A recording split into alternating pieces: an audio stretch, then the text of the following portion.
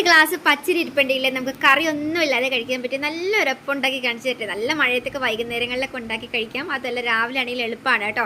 അപ്പോൾ ഇതുപോലെ ഞാനിപ്പോൾ ഒരിത്തിരി പച്ചരി കുതിർത്തി എടുത്തിട്ട് നമ്മുടെ മിക്സിഡ് ജാറിലേക്ക് ഇട്ടിട്ട് അതിലേക്ക് ഒരു തവി ചോറും അതുപോലെ കുറച്ച് തേങ്ങയും കൂടെ ഇട്ടിട്ട് നന്നായിട്ട് ഇതുപോലെ വെണ്ണ പോലെ അരച്ചെടുക്കാം കേട്ടോ.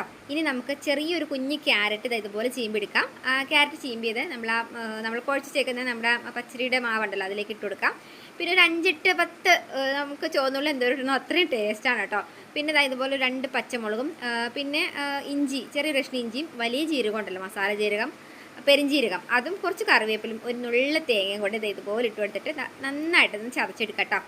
ഇത്രയും കൂട്ടുകൾ ചേർത്തിട്ട് ആവശ്യത്തിന് ഉപ്പും കൂടെ ഇട്ടിട്ട് ഇതുപോലെ അങ്ങോട്ട് ഇളക്കിയെടുക്കാം. ഇനി കുഞ്ഞൊരു നമ്മുടെ പാൽപ്പച്ചട്ടിയോ എന്തെങ്കിലും ഒരു ചട്ടിയിലേക്ക് ഇത്തിരി എണ്ണ എടുത്ത് ഒഴിച്ചിട്ട് ഇതുപോലെ ചുട്ടെടുത്ത് അരിയൊക്കെ നല്ല കരിമുരാ നമുക്കത് വെറുതെ നമുക്കത് കടിച്ച് തിന്നാനായിട്ട് നല്ല ടേസ്റ്റ് കേട്ടോ. അപ്പോൾ ഉണ്ടാക്കി നോക്കാം. കറി വേണ്ട കേട്ടോ. എന്നിട്ട് കഴിച്ചിട്ട് എങ്ങനെ ഉണ്ടെന്ന്